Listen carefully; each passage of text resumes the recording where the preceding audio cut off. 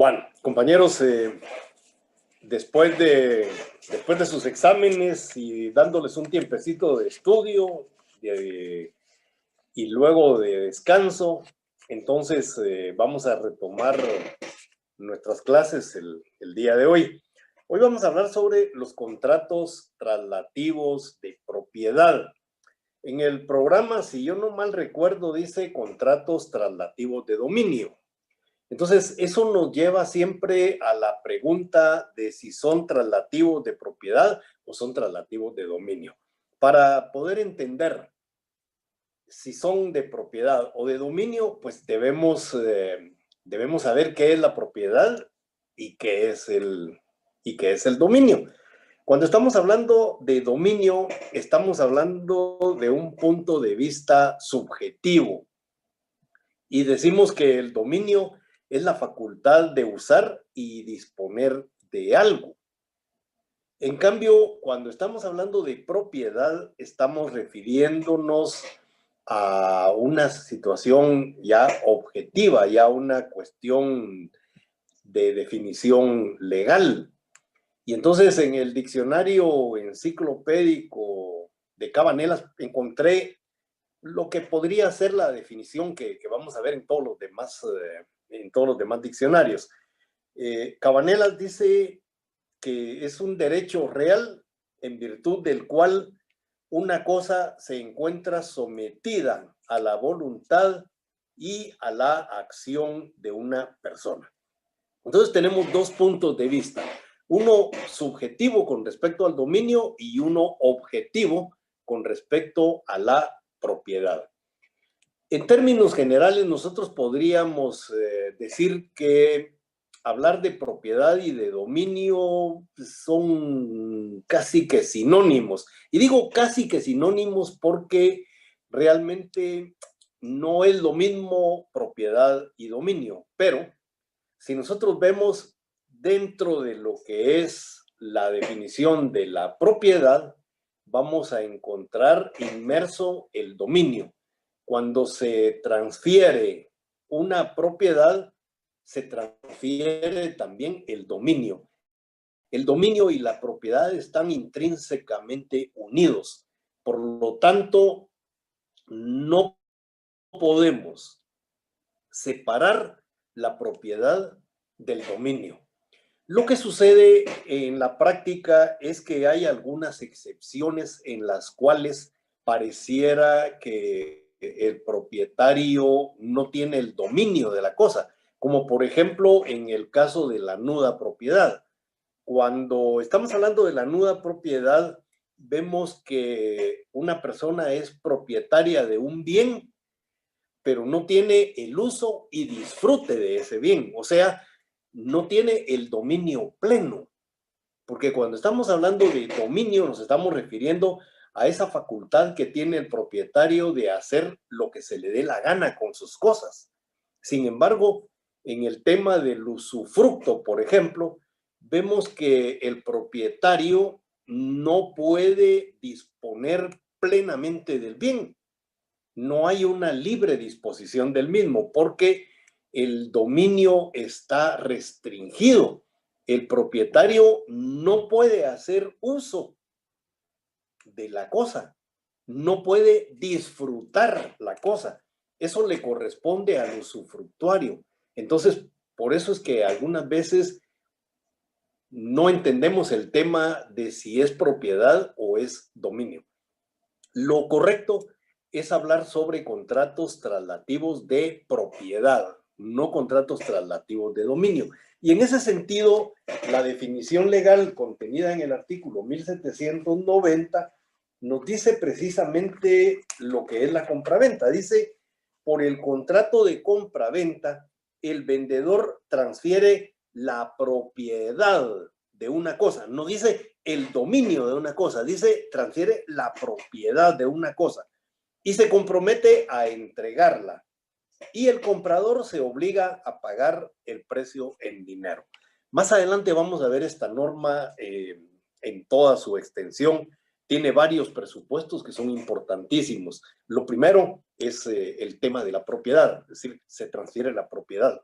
y junto con la propiedad, el dominio. Es decir, el dominio va inmerso dentro de la propiedad.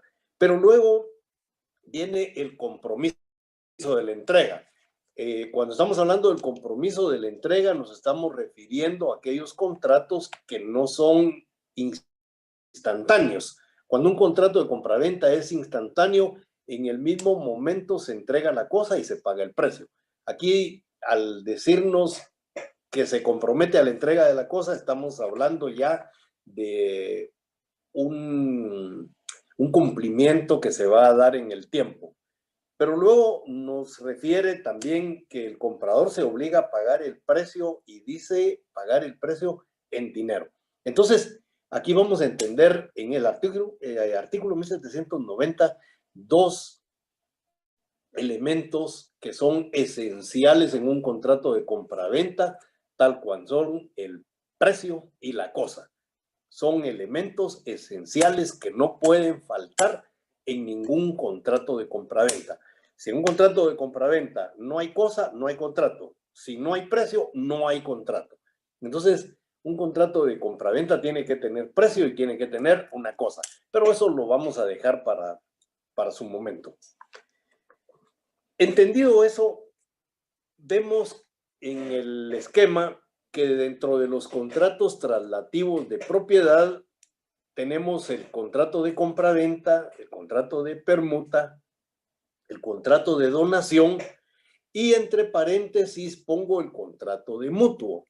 El contrato de mutuo es un contrato que lo vamos a encontrar dentro de los contratos traslativos de uso, como en el caso del arrendamiento, el caso del comodato. El contrato de mutuo, la pregunta es si realmente es un contrato traslativo de uso. Cuando estamos hablando de contratos traslativos de uso, estamos haciendo referencia a aquellos contratos en los que se entrega un bien inmueble o un bien no fungible, como dice la ley, lo vamos a ver cuando entremos a hablar del contrato de mutuo, y debe devolverse, en el caso del inmueble, en un contrato de arrendamiento.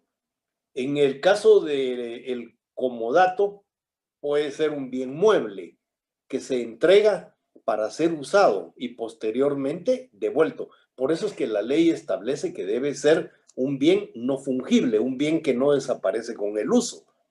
Entonces, la pregunta es, ¿qué sucede con el mutuo? En el mutuo se entrega, dice la ley, dinero o bienes fungibles. Si se entrega dinero, ese dinero deberá ser devuelto.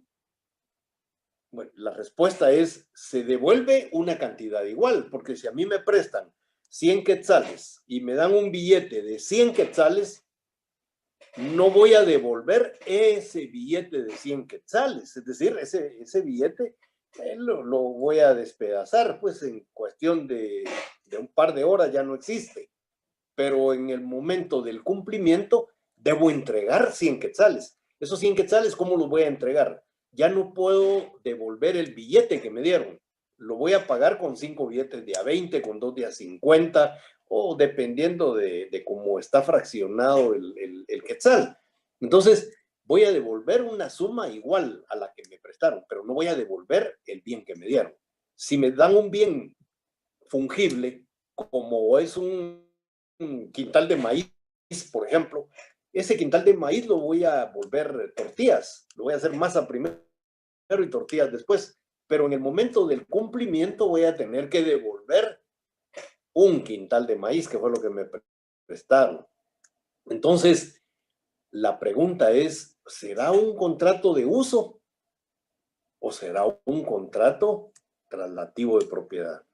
Si me están dando esos 100 quetzales, yo puedo disponer de ellos como se me da la gana. Y esa es una de las características esenciales de los contratos que son traslativos de propiedad.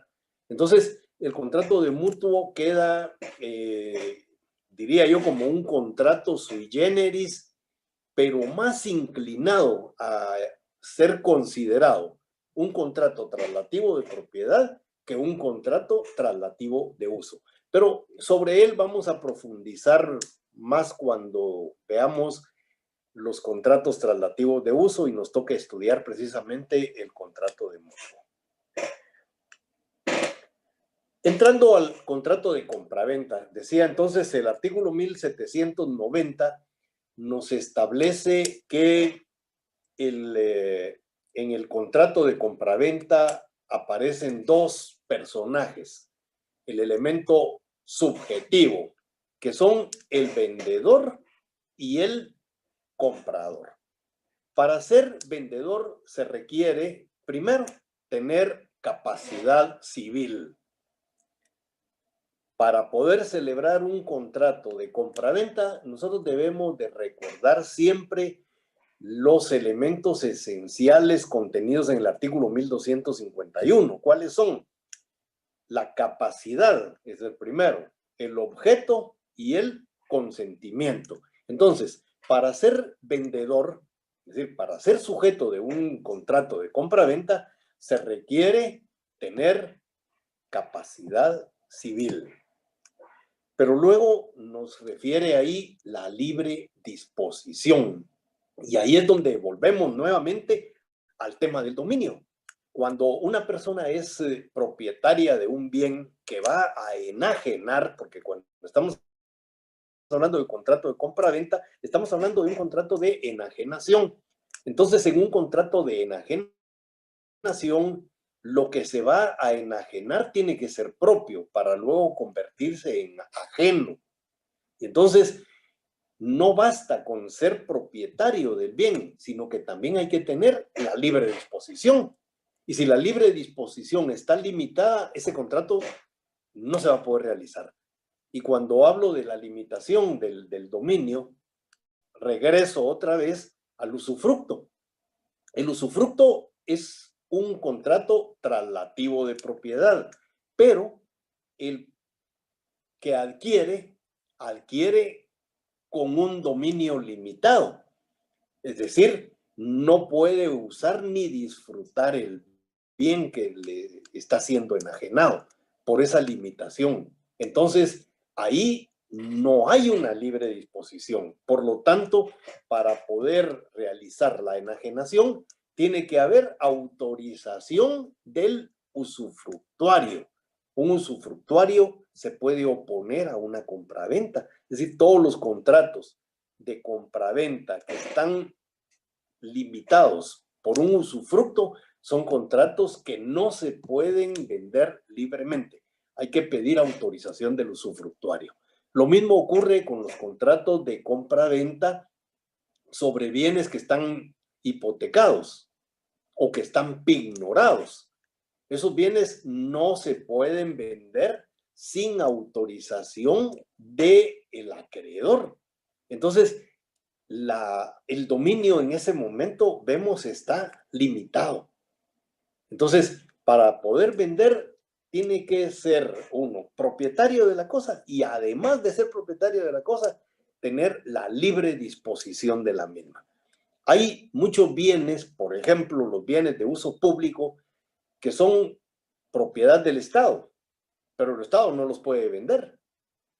No puede disponer de ellos. Ejemplo, el Palacio Nacional y todos los bienes que son patrimonio cultural de la nación son del Estado, pero no los puede vender porque tiene limitación.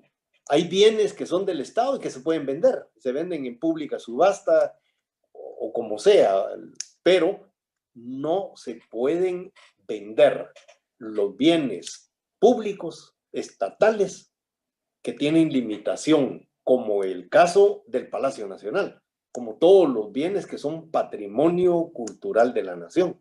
Entonces, ahí vamos a encontrar esa limitación. Sí es propietario el Estado de ellos, pero no tiene la libre disposición. Y en cuanto al comprador, pues para ser comprador también hay que tener pues la propiedad sobre la cosa. Y la pregunta, ¿libre disposición? Bueno, el dinero o o el bien con el que se va a hacer el pago, vamos a ver eso de bien más adelante, tiene que ser de él, pues. Entonces, y además debe tener la libre disposición. Si yo tengo un dinero en el banco, pero la cuenta la tengo embargada, ese dinero es mío, pero no puedo disponer de él porque está embargado. Entonces, para ser comprador también debemos de tener la propiedad sobre la cosa con la que vamos a pagar, ese dinero con el que vamos a pagar. Y además de eso, debemos de tener también una libre disposición. En cuanto a vendedor y comprador, vamos a encontrar algunas limitaciones que nos impiden precisamente poder disponer de los bienes, aunque sean nuestros. En el caso del vendedor, por ejemplo, vamos a encontrar en el artículo 1383, si me acompañan, por favor, con su código, vamos a encontrar algunas limitaciones al dominio. 1383, ¿qué dice? Para hacer pago válidamente en las obligaciones de dar en que se ha de transferir la propiedad de la cosa, es necesario ser dueño de lo que se da en pago y tener capacidad para enajenarlo. Sin embargo, si el pago hubiere consistido en una cantidad de dinero u otra cosa fungible, no habrá repetición contra el acreedor que la hubiese gastado o consumido de buena fe. Pero veamos lo primero. Hay que ser dueño. O sea, no se puede vender cosa ajena. Se puede vender lo que es de uno, no cosas que no sean de uno. Pero además dice tener capacidad para enajenarlo. Es decir, un menor de edad incapaz puede ser dueño de un bien, pero no puede venderlo, salvo que hubiera utilidad y necesidad para ello. Y entonces, quien lo representa, que puede ser un padre, generalmente padre, o un tutor, para poder vender bienes del menor, tienen que seguir un juicio de utilidad y necesidad, porque de lo contrario, los bienes del menor no se pueden vender, aunque los bienes sean de su propiedad. El artículo 1792, siguiendo la línea de las limitaciones al dominio, dice que el marido no puede comprar de su mujer ni esta de aquel, aunque haya separación de bienes. No quedan incluidas en la prohibición las adjudicaciones en pago entre cónyuges por razón de liquidación de la sociedad conyugal. Aquí hay dos presupuestos. Primero, el marido puede ser el dueño del bien y la mujer puede ser la dueña de su dinero. Es decir, cuando estamos hablando de bienes separados, a eso se está refiriendo la ley. Cuando dos personas se han casado por el régimen económico de separación absoluta, el marido va a tener sus propios bienes y también la esposa.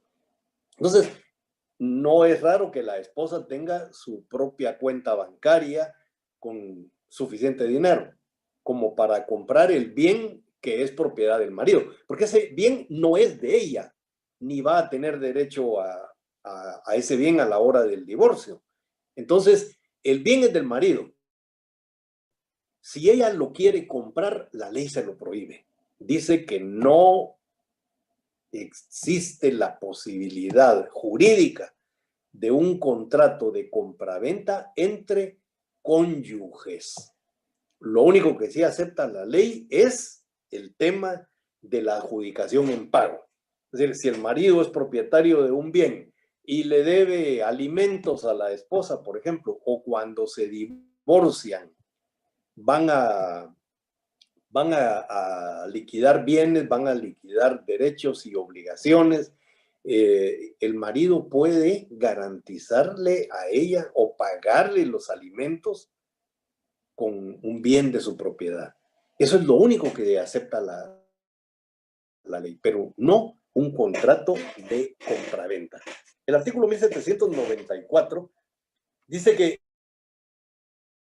ninguno puede vender sino lo que es de su propiedad. Ya lo habíamos indicado anteriormente. Se puede vender lo que es de uno, nada más. La venta de cosa ajena es nula. ¿Por qué es nula? Porque para que algo nazca a la vida jurídica, para que nazca al derecho, lo que se tiene que hacer es cumplir con la ley. Y la ley nos está diciendo que no se puede vender cosa ajena. Ahí hay una prohibición expresa de la ley. Entonces, no podemos vender nada que no sea nuestro, porque estaríamos actuando contra la ley. Y ya sabemos que cualquier negocio que es contrario a la ley es un negocio nulo de pleno derecho. También dice el artículo 1794 que el que comprare lo suyo por haberlo creído de otro tiene derecho a conservar la cosa y a que se le restituya el precio. Es decir, un comprador no puede comprar lo que es de él. ¿Cómo va a comprar uno algo que es de uno? Bueno, puede suceder. Puede suceder. Si nosotros pensamos así de una manera muy pobre, no podríamos entender cómo una persona compre algo que es de él. Pero si tenemos a una persona que tiene 5,000 cabezas de ganado y de repente le ofrecen qué sé yo, un toro que a él le guste, lo ve y le parece bonito, etcétera, etcétera, y lo compra y luego resulta que era de su ganado. Entonces, dice la ley que él tiene el derecho de quedarse con el bien y con el dinero, ¿verdad? Porque realmente estaría comprando algo que es de su propiedad. Y por último tenemos al artículo 1795 que dice que los representantes de menores, incapaces o ausentes y los depositarios, administradores, interventores o liquidadores no pueden vender los bienes que tengan a su cargo sin llenar previamente las formalidades que para cada caso señala la ley. ¿Cuáles son esas formalidades? Bueno, ya dijimos que la formalidad es seguir un juicio de utilidad y necesidad. Podemos ver los artículos 60 del Código Procesal Civil y Mercantil, el artículo 264 y el artículo 332. En esos artículos vamos a encontrar precisamente lo relacionado con el tema de los juicios de utilidad y necesidad. ¿Y qué vamos a encontrar ahí? Vamos a encontrar un proceso de cómo es que una persona puede vender los bienes de un menor, pero tiene que ser con autorización de juez competente. Y luego vamos a encontrar en el tema del comprador algunas limitaciones, pero esas limitaciones las vamos a encontrar en el artículo 123 constitucional. El artículo 123 de la Constitución Política de la República de Guatemala lo que nos dice es que todos los bienes que se encuentran a orillas de frontera, a orillas de lagos, a orillas del mar, no pueden ser vendidos a extranjeros. Esto es por cuestiones de soberanía. Pero agrega el artículo 123, no tengo la Constitución ahorita a la mano, de hecho la dejé debajo de todos los libros que puse para poner el teléfono, pero me recuerdo bien que la Constitución dice que no se pueden vender todas esas franjas que se encuentran a lo largo de los lagos, de los mares y de las fronteras a personas extranjeras. Salvo, dice, aquellos casos en los que estos bienes estuvieran inscritos antes del 1 de marzo de 1956. Si los bienes están inscritos a nombre de un extranjero desde 1956, pues ahí ya no se puede hacer nada, ¿verdad? Porque la Constitución misma le da derecho a esas personas, no en cuestiones posteriores. Esta es una norma, les decía yo a ustedes, que trata de proteger la soberanía del país. Se entiende los mares, los lagos, los ríos. El tema de la frontera es un poco más complicado. La realidad es que Guatemala solo tiene una frontera perfectamente definida, que es con El Salvador. Con Honduras no está definida la frontera. Es decir, sabemos que nos divide la Sierra del Merendón, pero ahí tenemos algunos problemas porque hay unos bienes que estuvieron antes de que se tratara de separar Centroamérica, estaban a nombre de algunas personas que son guatemaltecos o que son hondureños. Y esas extensiones de tierra abarcan cabalmente espacios en ambos lados de la frontera. Entonces, aún no se encuentra una clara definición. Si ustedes leen la Constitución Política de El Salvador, por ejemplo, El Salvador dice que colinda al norte con Guatemala en la frontera tal y tal, con tantos kilómetros de extensión, etc. En el noroeste dice colinda con, colinda con Honduras, en la frontera tal y tal, y que tiene una extensión tal y tal. Al sur dice que colinda con hay una parte ahí que colinda con Costa Rica y otra parte que colinda todavía con Honduras, ¿verdad? Todo lo que es el Golfo ese de Fonseca. Ahí hay una parte donde están las playas del Coco, que por cierto son una belleza de playas en El Salvador. Al otro lado ya está Nicaragua, perdón. Costa Rica yo todavía estoy bien lejos. Entonces, Guatemala con México todavía tenemos un problema, que las fronteras realmente no están totalmente definidas. Recuérdense ustedes que la parte sur de México aún sigue perteneciendo a Guatemala. Y digo sigue perteneciendo a Guatemala porque cuando uno lee la historia de cómo fue que se entregó esta franja, vemos que ese fue un negocio nulo, de toda nulidad. Así cuando justo Rufino Barrios entrega esa parte a México, no lo hace con las formalidades del derecho internacional. Y entonces es más fácil, por las vías legales, recuperar los estados de Chiapas y el Soconusco, que ahora son Chiapas, Quintana Roo y una parte de Yucatán, que Belice, porque tenemos el otro problema, que con Belice tampoco tenemos fronteras definidas. Entonces, ahí el artículo 123 constitucional es un poquito complicado, diría yo, de poderlo aplicar. Pero bueno, estamos hablando de las generalidades del contrato de compraventa y ese es eso. Con respecto al elemento real u objetivo, cuando estamos hablando del elemento real, estamos hablando de la cosa, de ese bien que se va a enajenar.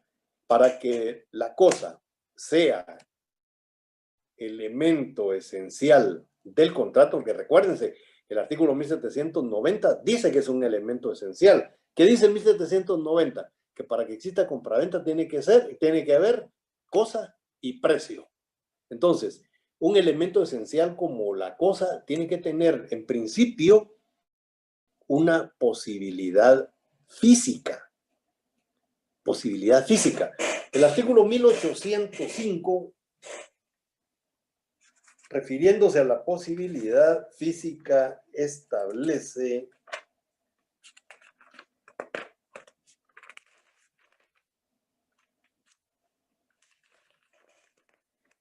dice, pueden venderse las cosas, aquí quiero que me pongan atención, pueden venderse las cosas futuras antes de que existan en especie y también una esperanza incierta. Aquí el artículo 1805 nos está refiriendo a dos instituciones que acabamos de ver. Una son las cosas futuras, las que aún no existen, pero que van a existir.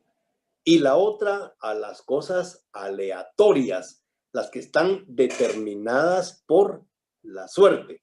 El examen venía algo de eso, de la cosa futura o de la cosa incierta, ¿verdad? De la cosa aleatoria. No me acuerdo exactamente cómo decía la pregunta, pero sí me recuerdo que venía.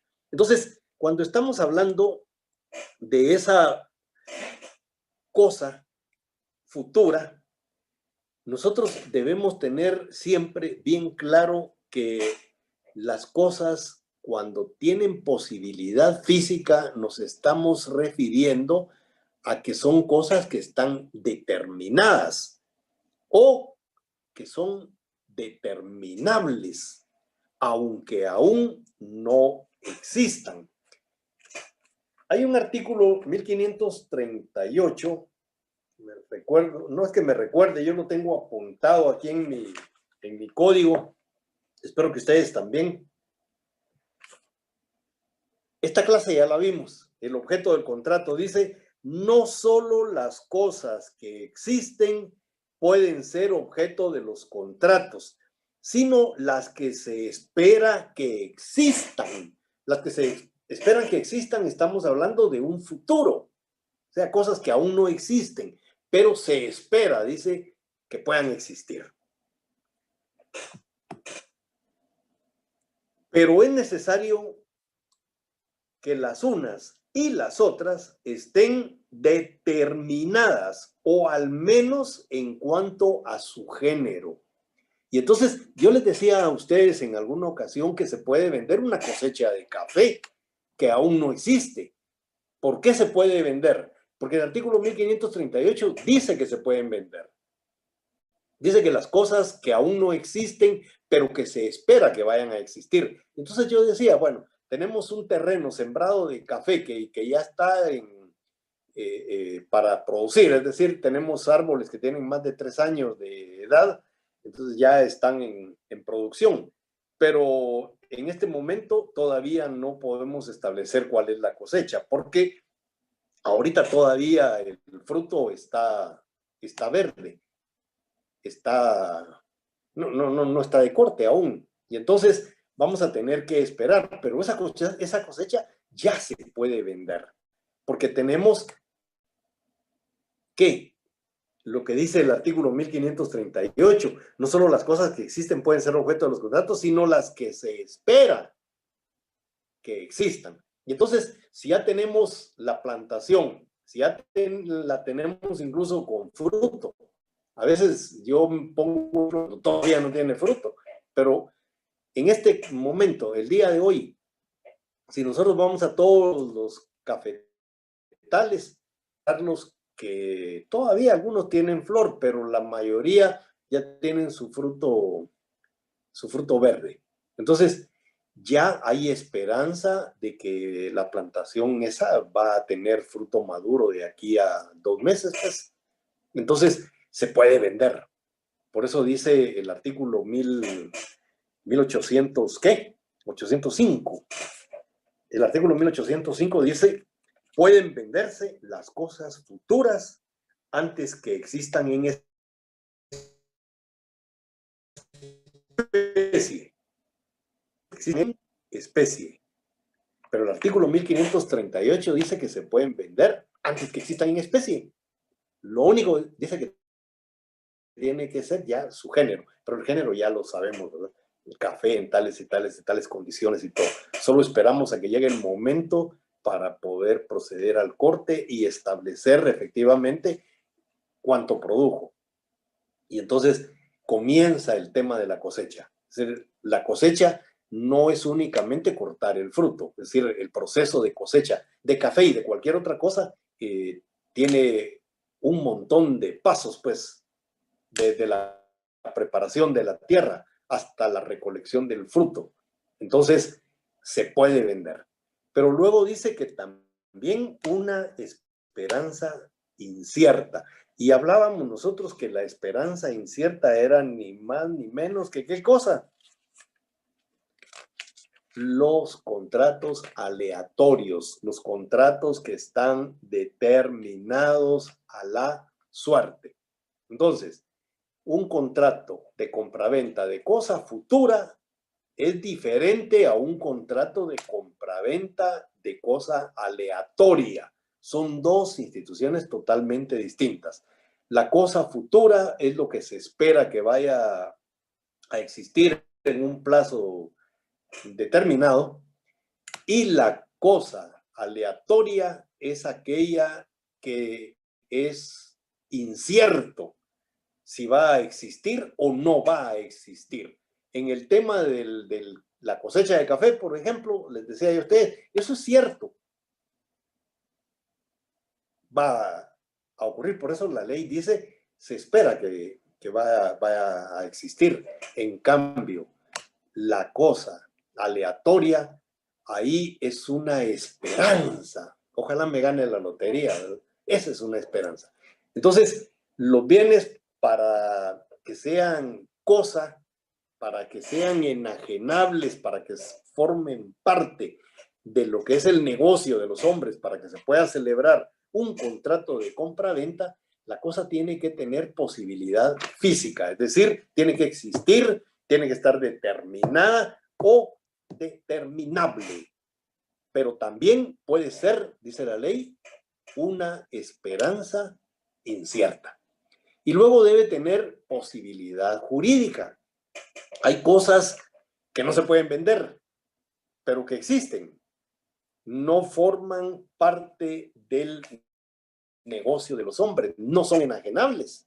Y entonces yo les decía a ustedes, por ejemplo, los bienes de uso público del Estado, como el Palacio Nacional, como los bienes que son declarados o han sido declarados patrimonio cultural de la nación y algunos patrimonio cultural de la humanidad. No se pueden vender, no están en el negocio de los hombres. Por lo tanto, no existe sobre ellos una posibilidad jurídica.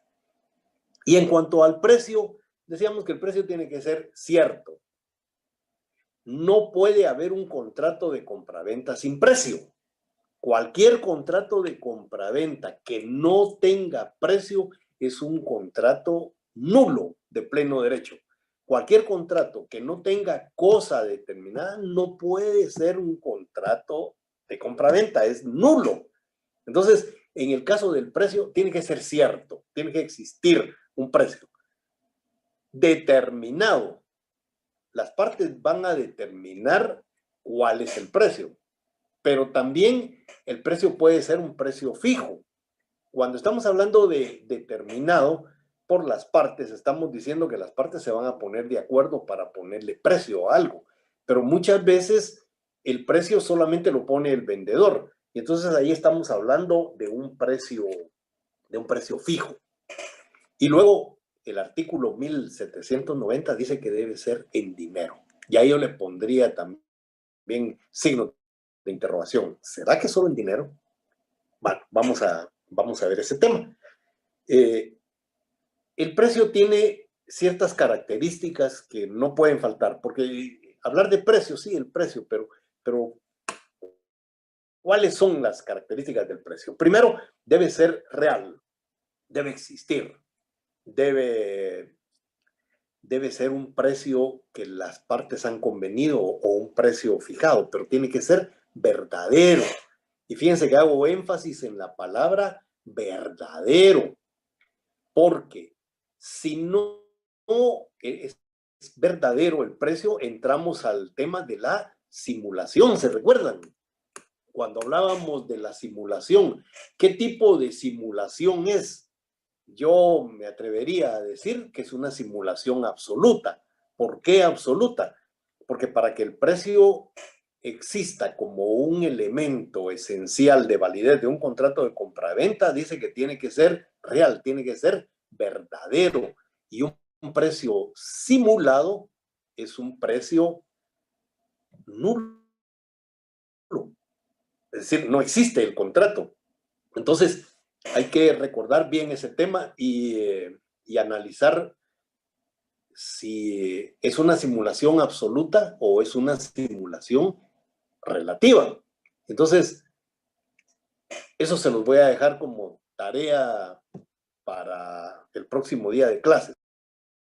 Más tarde que estemos en preguntas y respuestas, creo que todavía no lo han madurado lo suficiente, pero si ya, entonces me lo dicen en un ratito.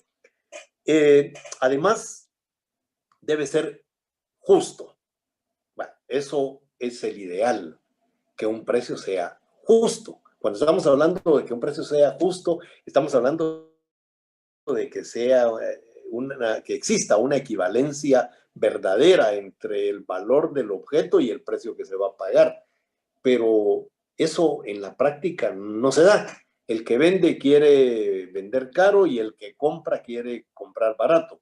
Entonces, generalmente no encontramos esa equivalencia perfecta de decir, la cosa cuesta tanto y en eso lo vendo. No, la cosa cuesta lo que el vendedor cree que cuesta, pero vale lo que el comprador realmente pague por él. Entonces, es difícil establecerlo. Por eso es que decimos que hay que buscar un justo medio, ni muy caro ni muy barato. Es decir, lo que satisfaga tanto a vendedor como a acreedor. El artículo 1617, si ustedes recuerdan este artículo, ya lo hemos explicado en un par de ocasiones. Dice: no hay enriquecimiento sin causa en los contratos celebrados lícitamente, cualquiera que sea la utilidad que obtenga una de las partes contratantes, salvo el caso contemplado en el artículo 1542, se habla sobre los contratos usurarios, no vamos a hablar de eso, pero sí vamos a hablar un poco del enriquecimiento sin causa. Decíamos cuando dimos esa clase que en todos los contratos lícitamente celebrados no hay enriquecimiento sin causa. Hay enriquecimiento sin causa cuando una persona se enriquece en menoscabo del patrimonio de otra. Pero ¿a qué voy con esto? Si alguien me vende algo en un precio que es menor que el precio real, bueno, de cualquier manera, el negocio fue un negocio. Es un negocio en el que no podemos decir que hay un enriquecimiento indebido porque yo debía de pagar 100 y en lugar de 100 pagué 80 y que me estoy enriqueciendo con esos 20 que no pagué. No, el negocio, recuérdense que para que exista ese negocio jurídico tiene que haber consentimiento. Y si ambas partes consintieron en que ese era el precio, aunque el comprador esté ganando en esa compraventa, el negocio es lícito. Por lo tanto, no puede hablarse de un enriquecimiento indebido. Perdón. Además, decíamos que el precio debe ser cierto, determinado o determinable. Las partes van a pactar el precio, pero decía, el precio puede ser fijo. Es decir, el vendedor puede ser la persona que lo fije, que lo ponga.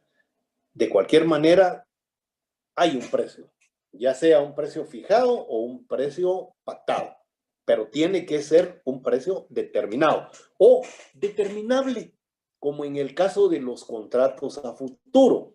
Solo que en el caso de los contratos a futuro, hoy ya puedo hablar de eso, antes no podía señalar lo que voy a decirles en este momento, porque no teníamos todavía, no habíamos comenzado a estudiar el contrato de compraventa.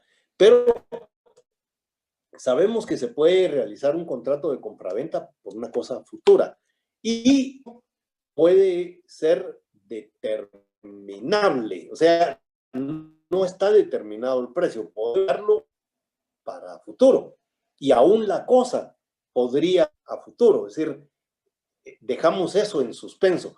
Por lo tanto, yo consideraría entonces que este tipo de contratos es un tipo de contrato condicional y tiene una condición suspensiva, porque el precio se va a establecer en el momento de la entrega del dinero y en el momento de pues que la cosa se entregue un poco antes que el dinero, no importa, pero queda sujeta a una condición suspensiva.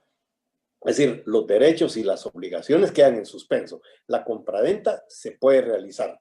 Es decir, la compraventa se puede realizar. El día de hoy voy a comprar una cosecha de café, pero voy a pagar en enero, cuando me estén entregando la cosecha y sepamos exactamente cuánta cantidad de café me entregaron y cuál es el precio que tiene esa cantidad de café. Entonces, en ese momento se hace el pago. Si no se establece precio, no puede haber contrato de compraventa. Entonces, el precio lo que queda es en suspenso. Bueno, ¿cómo se determina el precio? El precio se determina primero cuando las partes lo pactan. Eso está en el artículo 1796. Dice, no hay compraventa si los contratantes no convienen en el precio o en la manera de determinarlo. Pueden convenir en que el precio lo fije un tercero. Y si éste no quiere o no puede hacerlo, el contrato quedará sin efecto. Pero si la cosa fuere entregada, se presumirá que las partes han aceptado el precio corriente que tenga en el día y lugar en que se hubiere celebrado el contrato, o el precio medio en caso de diversidad de precios. Esto último es un poco complicado, porque da la impresión que se estuviera contradiciendo con el tema de que todas las cosas tienen que tener precio. Bueno, aquí no hay un precio fijado, ni hay un precio que las partes hayan pactado. Sin embargo, sí hay un precio de mercado.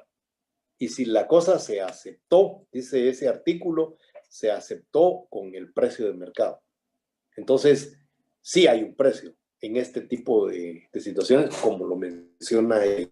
El problema es cuando no existe un precio, cuando no se ha fijado, cuando no hay una manera de determinarlo, cuando las partes expresamente no lo han señalado. Entonces, es un poco complicado el tema de la última parte de este artículo, es un poco confuso, pero aquí está hablando que la cosa se ha entregado, se ha cumplido una de las partes y la persona, la otra, ha aceptado como precio el precio de mercado, no el precio pactado, porque no lo pactaron, ni el precio fijo, porque el vendedor no dijo exactamente cuál era el precio, pero se ha aceptado y se paga por él. Entonces, ese precio que se paga, que es el precio del mercado, es el que se entendería que forma parte ya de ese contrato. Pero entonces, de alguna manera, estamos en presencia de un precio que sí existe, no el fijado por las partes, no el convenido por las partes, pero existe un precio sobre algunos determinados negocios. Hay negocios donde eso es imposible. Con relación al precio fijado, están los artículos 1797 y 1798. ¿Qué dicen esos artículos? 1797 dice, se considera fijado el precio cuando los contratantes aceptan el que la cosa tuviere en lugar y tiempo determinados. Si fueren varios los precios, se entenderá que convinieron el precio medio.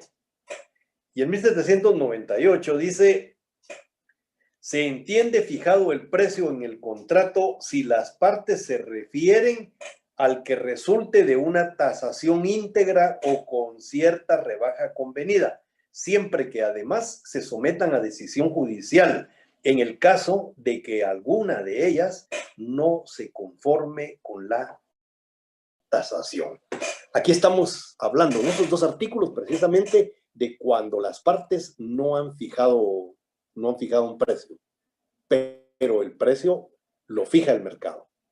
Entonces, siempre hay un precio. O sea, no puede haber un contrato que no tenga precio. Es decir, todos los contratos tienen que tener un precio. Y en dinero, ahí decía yo que debía de haber un signo de interrogación, porque realmente el precio es en dinero. Fíjense que el artículo 1790, volvámoslo a leer, es bien interesante ese tema. El artículo 1790 dice, por el contrato de compraventa, el vendedor transfiere la propiedad de una cosa y se compromete a entregarla, y el comprador se obliga a pagar el precio en dinero. Sin embargo, miremos el artículo 1853. El artículo 1853 nos dice otra cosa distinta. Si la cosa que se entrega se ha de pagar parte en dinero y parte en otros bienes, el contrato será de permuta siempre que la porción estipulada en dinero no llegue a la mitad del precio. ¿Qué nos está diciendo esta norma? Que existe un precio mixto que se paga generalmente en dinero. Es decir, el precio generalmente es en dinero. Pero el artículo 1853 dice que también puede ser en especie. Pero hay que tener cuidado. Dice,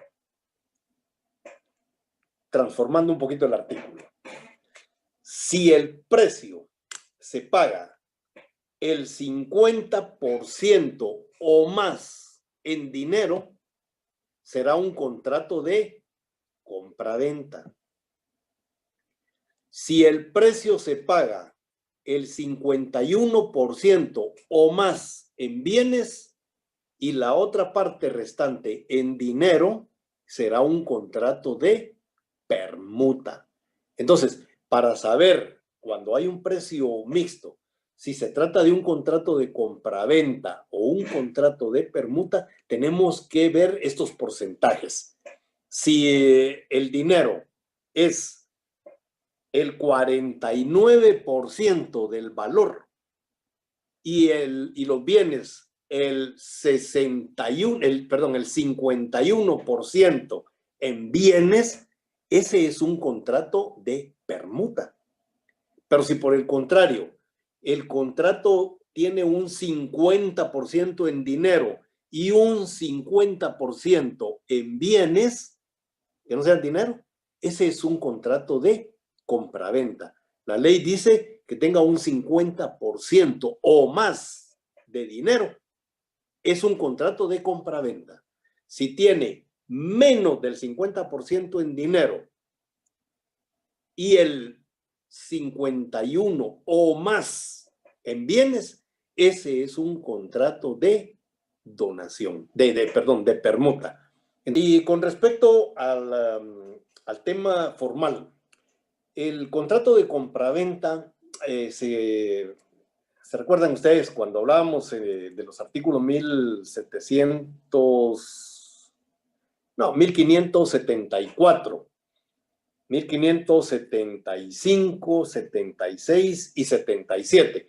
Ahí encontrábamos precisamente cómo es que se celebran los contratos en Guatemala. Y decíamos que los contratos en Guatemala se pueden celebrar verbalmente o se pueden celebrar por escrito. Verbalmente dice el artículo 1575, recuerdo, que se pueden celebrar siempre y cuando no excedan de 300 quetzales. Y por escrito, cuando exceden de esos 300 quetzales. 1000 en el caso de los contratos mercantiles, es el tope. Esto en algún momento dije yo, pues ya eso es obsoleto, quedó atrás, porque cuando el código entró en vigencia en 1963, 4, 300 quetzales era un dineral. Hoy 300 quetzales pues no es mayor cosa, pero de cualquier manera los contratos se corrigen con el artículo 1576, cuando dice que todos los contratos que deben de inscribirse en cualquiera de los registros deben otorgarse por escritura pública. Esta es una formalidad que tiene precisamente la compraventa de bienes que deben ser registrados. No así deben registrar, es decir, los bienes que no se registran se puede negociar sobre cualquier cantidad de plata. El problema de los bienes registrables ya sabemos cuál es, ¿verdad? La posible venta a otras personas, un tema que vamos a ver más adelante. Con respecto a la forma del contrato, el contrato en el artículo 1576 no es un contrato rigurosamente formal. Es decir, se refiere, sí, a un requisito de prueba. Pero en el artículo 1577, allí sí estamos hablando de contratos solemnes que deben de otorgarse en escritura pública para que nazcan a la vida jurídica. Es decir, el contrato de compraventa, aún tratándose de bienes inmuebles, no es un contrato solemne. El contrato de compraventa de bienes inmuebles sí es un contrato formal, porque tiene que otorgarse en escritura pública y tiene que inscribirse en el registro de la propiedad inmueble. Pero no es un contrato solemne. El mismo artículo 1576 dice que si no se otorgan en escritura pública, de cualquier manera los contratos son válidos. Son válidos. A diferencia del 1577 que dice, si los contratos no se otorgan en escritura pública, no nacen a la vida jurídica. Ahí ya estamos hablando de un requisito rigurosamente formal, un requisito de solemnidad. Entonces, los contratos de compraventa, aún tratándose de bienes inmuebles, no es un contrato solemne. Sí, es un contrato. ¿Y cómo se van a otorgar los contratos que la ley dice que de 300 quetzales en adelante en escritura, perdón, por escrito? Bueno, ¿se recuerdan del artículo 1256? Aquel artículo que decíamos que habla precisamente sobre la libertad de forma. 1256 dice: cuando la ley no declare una forma específica para un negocio jurídico, los interesados pueden usar la que juzguen conveniente. Ahí estamos en presencia de la autonomía de la voluntad, ¿verdad? Las partes pueden hacer sus contratos de compraventa como quieran, siempre y cuando no contraríen la ley, siempre y cuando se rijan por el ordenamiento jurídico guatemalteco. Y mínimo, los contratos deben tener, ¿qué dijimos? Capacidad, objeto y consentimiento. Y entonces los contratos los podemos hacer como nosotros querramos. Pero en el caso del contrato de compraventa, especialmente, es un contrato que nosotros lo podemos realizar de la forma que nosotros querramos, que las partes consideren. ¿Qué características tiene el contrato de compraventa? Primero, es un contrato consensual. Ya hemos dicho que el contrato se perfecciona por el simple consentimiento. El artículo 1791 establece que el contrato de compraventa queda perfecto entre las partes desde el momento en que convienen en la cosa y en el precio, aunque ni la una ni el otro se hayan entregado. Y luego habla de que queda prohibido el pacto de retroventa. Voy a comenzar por el pacto de retroventa. El pacto de retroventa lo vamos a ver cuando veamos los pactos especiales de la compraventa, ya en un par de días. Pero concretamente a lo que se refiere este artículo es que uno no puede celebrar un contrato de compra-venta obligando al comprador a que le tiene que volver a vender a uno. Eso es el pacto de retroventa. Si yo les vendo algo a ustedes con la condición que en determinado tiempo me lo tienen que volver a vender, eso es nulo de pleno derecho. Ese es el pacto de retroventa que dice el artículo 1791 que queda prohibido.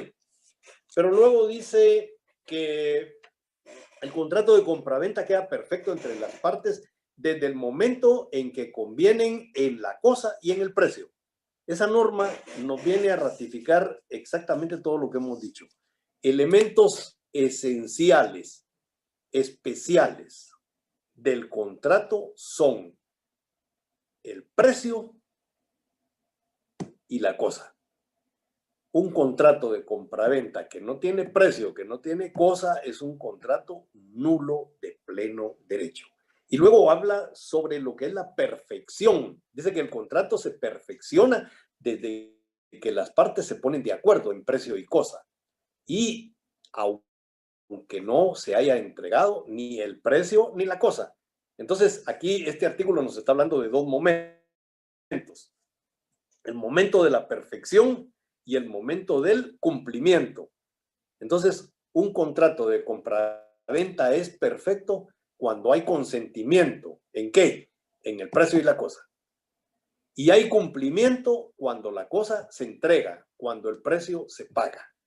En ese momento existe el cumplimiento.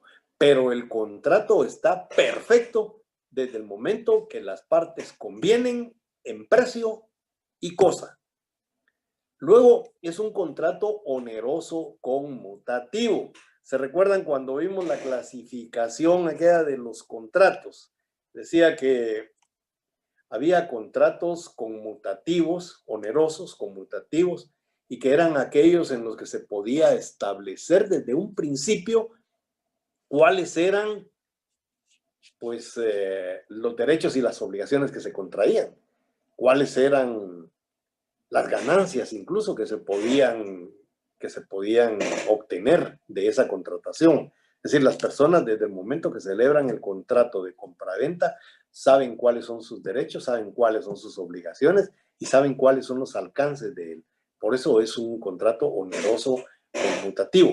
Pero también decíamos que puede ser un contrato a futuro y un contrato aleatorio. O sea, puede ser oneroso a futuro o puede ser oneroso aleatorio. En esos dos no podemos hablar de que sea un contrato conmutativo, si es un contrato oneroso. El contrato a futuro es un contrato oneroso, no conmutativo, porque las partes no pueden apreciar en ese momento cuáles son los efectos que va a tener, las consecuencias jurídicas, las ganancias, las pérdidas, etcétera, etcétera, etcétera. Y en el caso de los contratos aleatorios, con mayor razón, no se puede establecer nada. Entonces, pero sí es oneroso, ¿verdad? Ese contrato. El contrato de compraventa jamás puede ser gratuito, nunca. Nunca un contrato de compraventa puede ser gratuito. Como es oneroso, es bilateral. Hay derechos y obligaciones recíprocas.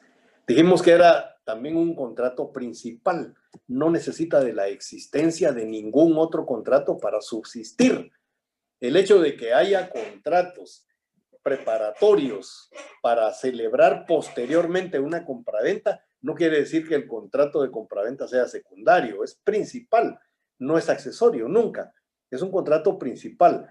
No necesita que exista una promesa de compraventa para poder existir. Sencillamente el contrato es principal. Si hacemos el contrato de promesa de compraventa, dijimos en su momento que era para allanarle el camino al contrato que nosotros queremos celebrar.